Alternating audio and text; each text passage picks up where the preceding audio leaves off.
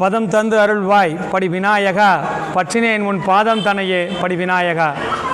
பதியே கணபதியே மகா கணபதியே, உலகில் பஞ்சமும் பஞ்சமும் இல்லாது அருள் புரிவாய் படி விநாயகா. எல்லாம் வல்ல ஈசனின் அருளாலே இந்த மகா பிரதோஷ காலத்திலே மாரீஸ்வரர் திருக்கோயிலிலே ஈசனின் அருளை பெற வந்திருக்கும் பக்த கோடிகள் அனைவருக்கும் அடியேன் பீமநாதனின் அன்பு வணக்கங்கள். நான் பேசுறது உங்களுக்கு தான் கேட்குறதா? கேட்குறது இல்லையா? சரி. இப்போது ஒவ்வொரு பிரதோஷ காலத்திலும் நம்ம ஒவ்வொரு நாயன்மாரை பற்றி பார்த்துன்னு வந்துட்டுருக்கோம், ஐயா சொன்ன மாதிரி. அப்படியாக இந்த பிரதோஷ காலத்திலே நாம் சிந்திக்க இருக்கும் நாயன்மாரோட பேர் என்ன அப்படின்னா அமர்நீதி நாயனார் அப்படின்னு பேர். இவர் கொஞ்சம் சுருக்கமான, பெரிய புராணத்தில் சுருக்கமான ஒரு புராணம். இவர் சுந்தரமூர்த்தி நாயனார் அப்படி பாடியிருக்கார் அப்படின்னா, அல்லிமென் முல்லை அந்தார் அமர்நீதிக்கு அடியேன் அப்படின்னு பாடி நமக்கெல்லாம் தெரிகிற வண்ணமாக சேக்கிழார் பெருமான் அப்புறமா பெரிய புராணத்தை எழுதியிருக்கார். அதை நான் படிச்சுட்டு இப்போ உங்களுக்கு சுருக்கமாக அந்த புராணத்தை சொல்ல போகிறேன். இந்த அமர்நீதி நாயனார் யார் அப்படின்னா, பழையாறை அப்படிங்கிற ஊரில் பிறந்தவர். பழையாறையில் பிறந்து அவர் வணிகர் குலத்தில் பிறந்தவர். அவர் என்ன வணிகம் பண்ணுறார் அப்படின்னா, பட்டு துணி இருக்கு இல்லையா, பட்டு வஸ்திரம், அதெல்லாம் அவர் வணிகத்தில் விற்கிறது வாங்கிறது அதெல்லாம் பண்ணுறார். பண்ணிட்டு அதுக்கப்புறமா முக்கியமான ஒரு விஷயம் பண்ணுறார். அது என்னென்னா, அடியார்களுக்கு அமுது படைப்பது. சிவனடியார்கள் இருப்பா இல்லையா, அவளை பார்த்தான்னா உடனே என்ன பண்ணுவார், நமஸ்காரம் பண்ணி வாங்கோன்னு கூப்பிட்டுட்டு போய் சாப்பாடு போடுவார். சாப்பாடு போட்டது இல்லாமல் இவர் துணி வியாபாரம், அப்புறம் நவரத்தனங்கள்லாம் வியாபாரம் பண்ணுறவர் இல்லையா, வந்த உடனே அவளுக்கு என்ன கொடுப்பாராம், கோமணம் கொடுப்பாராம். கௌபீனம்னு சொல்லுவாள். கோமணம் யாருக்கு? சிவனடியார்களுக்கு. பணம்லாம் கிடையாது, சாப்பாடு போட்டு கோமணம் கொடுப்பா. இப்போ இருக்கிற நிறையா பேர் என்ன பண்ணுறா, யாராவது கோமணத்தோடு வந்தால் கோமணத்தை உருவிட்டு விட்டுடுறா மனுஷால். அவர் அப்படிப்பட்டவர் இல்லை, கோமணத்தை தானமாக கொடுக்கக்கூடியவர். அவர் என்ன பண்ணுறார், சிவபக்தி அவருக்கு ரொம்ப அதிகமாக இருக்குது. அதனால் நம்ம இருக்கிற ஊர்லேயே இல்லாமல் நிறையா ஊருக்கு போய் என்ன பண்ணலாம், சிவனுக்கு கைங்கரியம் பண்ணலாம் அப்படின்னு சொல்லி என்ன பண்ணுறார், இங்கேருந்து ஒரு நல்லூர் அப்படிங்கிற ஊரில் மடத்தில் தங்கி அவர் என்ன பண்ணுறார், தான தர்மங்கள் பண்ணிட்டு வணிகமும் பண்ணுறார், எல்லாம் பண்ணிட்டுருக்கார். அப்படி பண்ணிட்டு இருக்கும் பொழுது இப்போ ஒரு குழந்தை இருக்கும், பிறந்த ஒரு 6 மாத குழந்தைன்னு வச்சுப்போமே. அந்த குழந்தை தவழ ஆரம்பிக்கும், நீந்துறது அப்படின்பா. இப்போ நீந்தும் பொழுது அதுக்கு பிடிச்ச பொம்மை ஒன்று இங்கே இருக்குன்னு வச்சுப்போமே. அந்த குழந்தை நீந்தி வரும்பொழுது அந்த தாய் உட்காந்துருப்பா. அந்த குழந்தை பொம்மை எடுக்க விட்டுருவாளா? எடுக்க விட மாட்டா. அன்றைக்கி தான் நீந்த ஆரம்பிச்சிருக்கோம், ஆசை இன்னும் கொஞ்சம் நீந்தணும் என் குழந்தை அப்படின்னு சொல்லி என்ன பண்ணுவா, அந்த பொம்மையை கொஞ்சம் இழுப்பா. உடனே குழந்தை என்ன பண்ணும், நான் ஆசையாக முதல்ல முயற்சி பண்ணிட்டு வரேன், தாய் தான் இருந்தால் கூட என்ன பண்ணுறா, பொம்மையை பிடுங்கி விட்டாளே என்கிட்டேருந்து எடுக்க விடாமல் அப்படின்னு அழுவும் பயங்கரமாக. அப்படி தான் மனுஷாலும் நம்ம என்ன பண்ணுறோம், கொஞ்சோண்டு முயற்சி பண்ணிவிட்டு கண்ணு கழுத்தாப்பில் வெற்றி தெரியுது அப்படின்னு சொல்லிட்டு கிட்ட போனால் அது தள்ளி போயிட்டே இருக்கும். வாழ்க்கை என்ன பண்ணோம், அப்படி இழுத்துட்டே போகும். உடனே நமக்கு சாமி மேலே கோபம், நான் இவ்வளோ கஷ்டப்படுறேன், எல்லாம் பண்ணுறேன், சாமி எனக்கு ஒன்றுத்தையும் தரமாட்டேங்கிறாரு. நம்ம முயற்சி பண்ணது இத்தினோண்டு, ஆனால் உடனே என்ன பண்ணணும், நமக்கு வெற்றி வந்துடணும், சாமியை வைவோம். அப்படியாக இந்த குழந்தை மாதிரி இந்த அமர்நீதி நாயனார் என்ன பண்ணுறார், நிறைய விஷயங்கள்லாம் சுவாமிக்கு தேவையான அனைத்து விஷயமான அடியார்களுக்கு தேவையானதெல்லாம் பண்ணிட்டு வந்துட்டு இருக்கார் இல்லையா. அப்போது சிவபெருமான் பார்க்குறார், இந்த பையன் என்ன பண்ணியிருக்கான், கீழே நாயனார் என்ன பண்ணியிருக்கார், படிச்சு விட்டார். உடனே டிகிரி சர்டிஃபிகேட் கொடுத்துருவாள, என்ன பண்ணுவா, ஒரு பரீட்சை வைப்பா. எப்படி அந்த குழந்தை எடுக்க வரும்பொழுது இன்னும் கொஞ்சம் அந்த குழந்தை நீந்தறதா அப்படின்னு பார்க்குறா இல்லையா, குழந்தை அம்மா தாய் பார்க்குறா இல்லையா. அது மாதிரி சிவபெருமான் என்ன பண்ணுறார், நமக்கு இவருக்கு ஒரு டெஸ்ட் வைப்போம், டெஸ்ட்டில் பாஸ் பண்ணுறாரான்னு பார்ப்போம். அப்போ தான் 2024 பீமநாதன் ஒருத்தர் போய் மாரீஸ்வரர் கோயிலில் அந்த கதையெல்லாம் சொல்ல முடியும் இல்லையா. அதுக்காக சிவன் என்ன பண்ணுறார், அப்பயே ஒரு வழிவகை பண்ணுறார். என்ன பண்ணுறார், டபக்குன்னு கோமணத்தை கட்டின்னு வந்துவிட்டார் கீழே. எப்படியா வர்றார், பிரம்மச்சாரியாக வர்றார். பிரம்மச்சாரினா என்ன, பிரம்மச்சரியம் இது என்னென்னா ஆசிரம வழிமுறை இருக்கு இல்லையா, அதில் வாழ்க்கையை 4ஆக பிரிக்கிறா. என்ன பிரிக்கிறா அப்படின்னா பிரம்மச்சரியம், ரெண்டாவது என்னது கல்யாணம் பண்ணிக்கிறது கிரகஸ்தம். மூன்றாவது வானப்பிரஸ்தம், என்ன பண்ணுறது காட்டுக்கு போயிடுறது. நான்காவது என்னது சந்நியாசம். அதில் முதல் எது பிரம்மச்சரியம். அதில் பிரம்மச்சரியத்தில் வரார். பிரம்மம்னா என்ன பரபிரம்மம். அதை நம்ம ஞானம் கல்வி என்ன வேணால் எடுத்துக்கலாம். சரியம்னா என்ன அதை நோக்கிய பாதை. அதாவது நமக்கு ஞானம் கிடைக்கணும்னு அந்த பாதையை நோக்கி செல்வதற்கு தான் பேர் என்ன பிரம்மச்சாரி அப்படின்னு பேர். வெறும் கல்யாணம் பண்ணிக்காமல் இருக்கிறது மட்டும் பிரம்மச்சாரி இல்லை. அதை நம்ம நிறையா தப்பாக புரிஞ்சு வச்சுன்னு இருக்கோம். ஏதோ ஒரு இலக்கை நோக்கி ஞானத்தை நோக்கி போகிறது தான் பிரம்மச்சாரின்னு பேர். அப்போ சிவபெருமான் எப்படி வரார் பிரம்மச்சாரியாக வரார். ஒரு கோமணம் அதுக்கு கீழ் ஒன்று கட்டிப்பார். இப்போது கதாநாயகிகள்லாம் நீங்கள் பார்த்துருப்பேன், கொஞ்சம் தொட தெரிகிற மாதிரி டான்ஸ் ஆடுறா இல்லையா. இப்போ நிறைய பேர் அதை கட்டிக்கிறதும் இல்லை, அதெல்லாம் கோயிலுக்குள்ளே பேச வேண்டாம். ஆனால் அவர் என்ன பண்ணுறார் சிவபெருமான் அதே மாதிரி ஒரு துண்டு கட்டிட்டு வரார். அந்த துண்டு என்ன அவர் தொடையெல்லாம் தெரியறது தான், அதுக்கு பேர் கீழ்னு பேர். அது கட்டிட்டு வரார். வேறு ஒன்றும் இல்லை, ஒரு தண்டம் இருக்குது, அதில் மாற்று கோமணம் 2. ஒரு கோமணம் கட்டின்னு இருக்கார் யார் சிவபெருமான், இன்னும் 2 கோமணம் மாற்று கோமணம் வச்சுருக்கார். அவ்வளோதான், வேறு ஒன்றும் இல்லை. இவர் என்ன பண்ணுறார் மடத்தில், அந்த நல்லூர் மடத்தில் ஒரு வேலை பார்த்து நல்லா பண்ணிகிட்டு இருக்கார். அவருக்கு ஒரு பழக்கம் உண்டு, நம்ம நாயன்மாருக்கு ஒரு பழக்கம் உண்டு.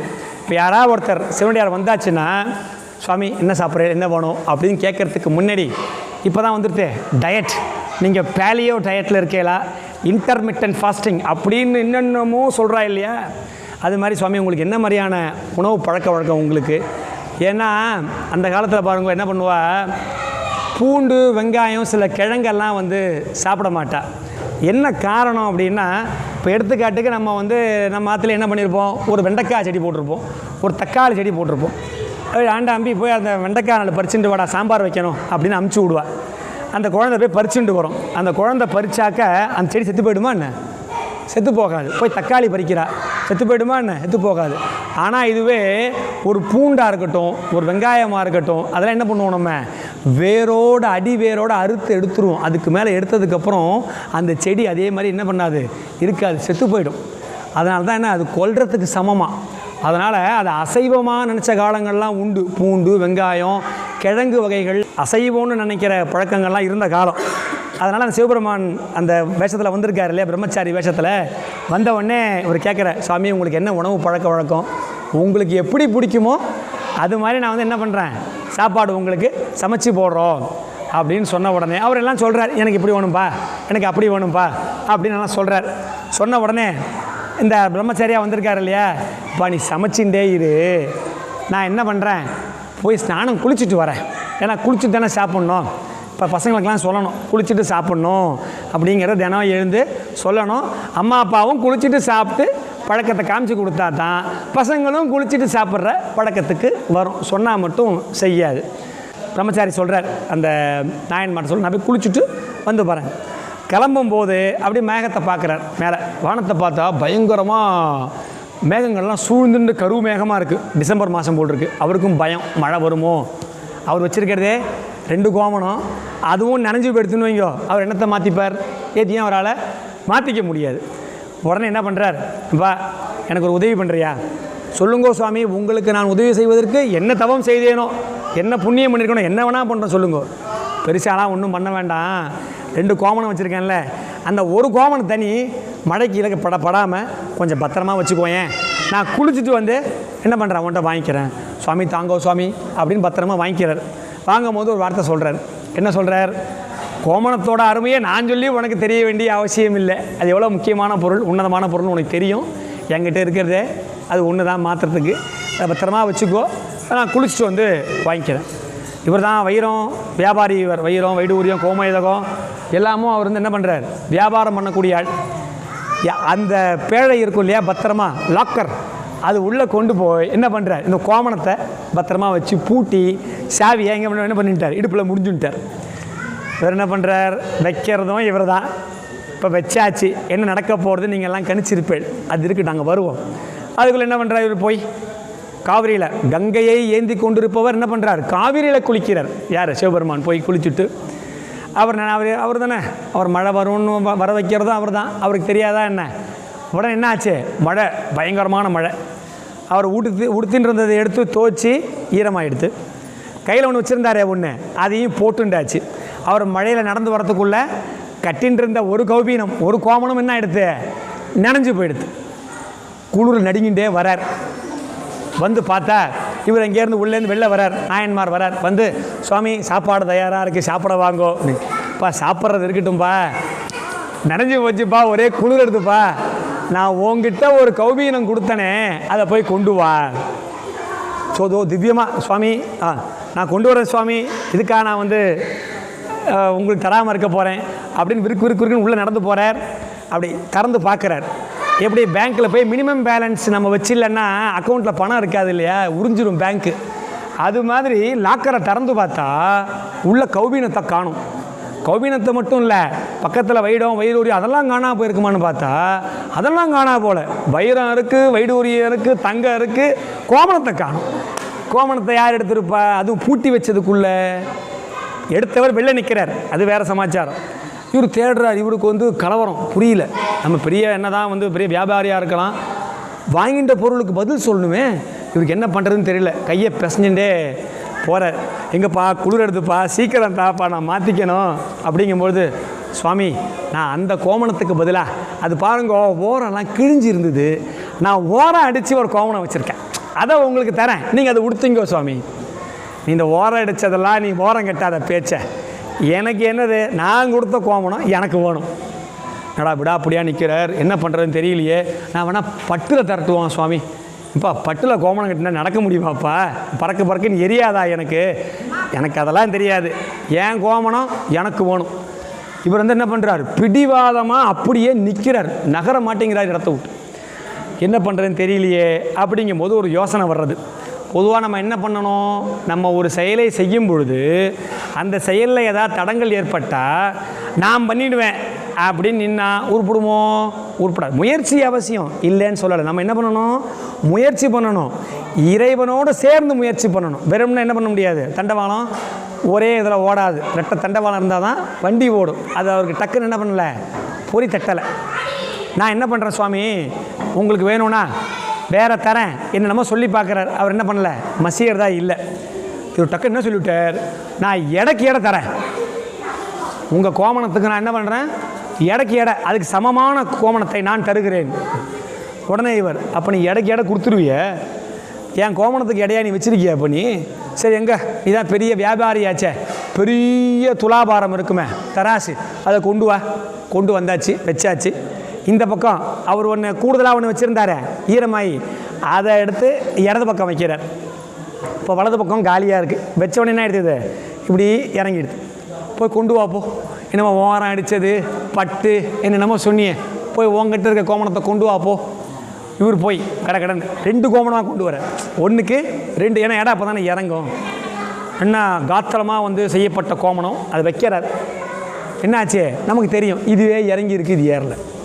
அப்படியா, நான் 10 பட்டு கோமணம் கொண்டு வரேன் அப்படின்னு பட்டுன்னு கொண்டு வரார். போயிட்டு கொண்டு வந்து 10 பட்டு கோமணத்தையும் மேலே வைக்கிறார். அப்போ என்ன, இதுவே இறங்கியிருக்கு. இதிலடா வம்பா போச்சு. சரி நான் என்ன பண்ணுறேன், கொஞ்சம் உங்களுக்கு வைரம் வைடூரியம் கோமேதகம் அதெல்லாம் இடம் கொஞ்சம் அதிகமாக இருக்கும், தங்கத்தாலான ஆபரணங்கள், நான் அதை வைக்கிறேன். அதையும் வச்சுட்டார். இது இறங்கியே இருக்குது. வெள்ளி பெரிய பெரிய வெள்ளி வந்து பார்னு சொல்கிறோம்ல, இப்போ அதுமாதிரி வெள்ளி கட்டி அதெல்லாம் கொண்டு வந்து வைக்கிறார். எது வச்சும் என்ன ஆகலை, அந்த கோமணத்துக்கு நிகராக இவரால் தரவே முடியாது. ஏன்னா அது யாரோட கோமணம், சிவபெருமானுடைய கோமணம். அதுக்கு நிகராக நம்மள்ட்ட ஏதாவது ஒன்று இருக்குமோ, எதுவும் இருக்க வாய்ப்பு இல்லை. அது அவருக்கு அப்போ வரைக்கும் புரியல. இவருக்கு கொஞ்சமாக பொறி தட்டுறது யாருக்கு, நாயன்மாருக்கு. நம்ம என்னமோ தப்பு பண்ணிட்டு இருக்கோமே, இல்லையே இது வெறும் நூல் கோமணம், அதுவும் வேஷ்டியிலேருந்து கிழிச்ச கோமணம், இதுக்கு போய் நம்ம நிகரானதை வைக்கக்கூடியதாக தானே இருக்கணும். என்ன பண்ணுறோம், இப்போ தான் சொல்கிறார், சாமி என்னை காப்பாற்று, நான் ஏதோ தப்பு பண்ணிட்டு இருக்கேன், என்னை காப்பாற்று. எடுத்த உடனே கேட்டு இருந்தாருன்னு வைங்கோ, அந்த ஒரு கோமணம் வச்ச உடனே வேலை முடிஞ்சிருக்கும். இப்போது வெறும்னு வரல, இவருக்கு கோபம். என்ன கோபம், நீ எப்படி என்னை காப்பாற்றாமல் விட்ட, இவ்வளோ நேரம் நான் உன்னை நான் வந்து என்னை மன்னிச்சிரு காப்பாற்றுன்னு நான் சொன்னால் தான் என்னை காப்பாற்றுவியா, நான் இத்தனை நாளாக உனக்கு மேலே பக்தியாக இருந்தேனே அது உண்மை இல்லையா. உன்னை கோபம் வந்து என்ன சொல்கிறார், இத்தனை நாட்களும் நான் உன் மீது வைத்திருந்த பக்தி உண்மையாயினும், இத்தனை ஆண்டுகள் நான் அடியார்களுக்கு செய்த சேவைகள் யாவும் உண்மையாயினும், இப்போ நான் என் பொண்டாட்டி என் புள்ள 3 பேரை என்ன பண்ணுவோம், அந்த தராசு மேலே ஏறி நின்றுன்றோம். அப்போ அது சமமாவதா இல்லையான்னு பார்ப்போம். அப்போது என் பக்தி உண்மையாக இல்லையான்னு தெரிஞ்சிடும். அந்த கணவன் சொன்னதை அவள் என்ன பண்ணலை, சுவாமி நீங்கள் முன்னாடி போகிறத நான் போட்டுமா, அப்படி இருக்குது. எள்ளுனா எண்ணெயாக இருக்கிறது. போய் நாயன்மார் என்ன பண்ணுறார், அது வரைக்கும் நாயன்மாராக ஆகலை, அவர் இயற்பெயர் நமக்கு தெரியாது. அமர்நீதி என்ன பண்ணுறார், போய் மேலே ஏறுறார், கூடவே போய் மனைவி ஏறுறா, குழந்தை பாருங்க, சிறுவன், அவனுக்கு பையன் இருக்கார், அவன் பையனும் போய் தராசில் ஏறியாச்சு. நம்ம எல்லாருக்கும் இப்போ தெரியும் கிளைமேக்ஸ் என்னன்னு. அவர் 3 பேரும் உண்மையான பக்தியுடன் சிவபெருமானுடைய துணையுடன் எந்த வினாடி அவர்கள் மும்முரமான பக்தியோடு ஏறி நின்னாலோ அந்த வினாடி என்ன ஆகிடுது, டபக்குன்னு அப்படியே நிகராகிடுது. அவருக்கு என்ன சந்தோஷம்னா, தன்னுடைய பக்தி உண்மையானது, அது நிகரானது. 2வது, நான் சொன்னது சிவபெருமானுக்கு கேட்டுடுத்து, நான் இவ்வளவு எடையை வச்சும் நிகராகாத ஒரு பொருள், நான் உண்மையாக பக்தியுடன் இறைவன் துணையுடன் நான் முயற்சி செய்யும் பொழுது நான் செய்யக்கூடிய எந்த காரியமும் எனக்கு அனுகூலமாக இருக்கும் என்ற எடுத்துக்காட்டி இப்போ நமக்கு இந்த அமர்நீதியார்லேன்னு தெரியுது. உடனே இவா ஏறி நின்னாச்சு இல்லையா, இது சரியாக இருக்கா இல்லையான்னு யார் பார்த்து சொல்கிறது? அந்த பிரம்மச்சாரி வேஷத்தில் சிவபெருமான் வந்தார், அவர் பார்த்து சொல்லணும் இல்லையா. திரும்பி பார்த்தா ஆளை காணும், எங்கே போனார்னு தெரியல. இவருக்கு சுவாமி என்ன சுவாமி நிகராக இருக்குது பாருங்கோ சுவாமி, முள் நேராக வந்துடுத்து பாருங்கோ அப்படின்னா இவருக்கு சாதாரண காட்சியாக தரலாம். தன்னையே அர்ப்பணிக்க முயற்சி பண்ணார் இல்லையா, விஸ்வரூப காட்சி. எப்படி இந்த ரிஷப வாகனத்தில் பார்வதி சமயமாக என்ன பண்ணுறார் சிவபெருமான், அழகாக அங்கே காட்சி அளித்து, அமர்நீதி இன்றிலிருந்து நீ என்ன அழைக்கப்படுவாய், அமர்நீதின்னு அழைக்கப்படுவாய். ஏன்னா உன்னிடம் வந்து நீதி அமர்ந்தது. நீ என்ன பண்ண, ஒரு நிலையான மனசோட பக்தியோட முழுசாக என்ன பண்ண முயற்சி பண்ண காரணத்தினால நீ அமர்நீதி என்று அழைக்கப்படுவாய். நீ ஒரு தராசு மேலே இப்போ என்ன பண்ணியிருக்க, உட்காந்துருக்கியே, அந்த தராசு என்னவாக மாறிடும், ஒரு வாகனமாக மாறிடும். நீ என்ன பண்ணுவ, நீங்கள் 3 பேரும் இப்போயே மோட்சத்துக்கு போயிடுவேள். நம்ம என்ன பண்ணுறோம், பிறந்து இறந்து பிறந்து இறந்து கர்ம வினைகள் செய்து செய்து தீர்ற வரைக்கும் இந்த சுழற்சியில் இருக்கமே, அதிலேருந்து விடுபட்டு என்ன பண்ணுவாராம், நீங்கள் மேலே போயிடுவேன்னு உடனே அவருக்கு அப்படியே கண்ணீர் மல்க, சுவாமி உங்களை பார்த்ததுலேயும் சந்தோஷம், உங்கள் காலடியிலேயே நான் இருக்க போகிறேனே, இதை விட ஒரு சந்தோஷமான விஷயம் இருக்க முடியுமா அப்படின்னு என்ன பண்ணுறார், சுவாமியை சேவிக்கிறார். அப்படியே என்ன பண்ணுறார், அழகாக மேலே வந்து கைலாயத்துக்கு அழகாக மோட்சம் பெற்றுறார். இதுதான் வந்து அமர்நீதியாருடைய, அதிலேருந்து அமர்நீதி நாயனார்னு ஒரு பேர் வந்துடுத்து. இதுதான் அமர்நீதியோடைய புராணம். இந்த அருமையான பிரதோஷ நேரத்திலே இப்போ கொஞ்சம் நான் நேரம் அதிகமாக எடுத்துட்டேன், அருமையாக அமர்ந்து கேட்டீர்கள். உங்கள் எல்லாருக்கும் என் நன்றியை நான் தெரிவிச்சுக்கிறேன். எல்லாம் வல்ல ஈசன் நமக்கு அனைத்து விதமான சுபிக்ஷங்களையும் தர வேண்டும் என்று பிரார்த்தனை செய்து கொண்டு அடுத்த பிரதோஷத்தில் சந்திப்போம் என்று கூறி விடைபெறுகிறேன். நன்றி, வணக்கம்.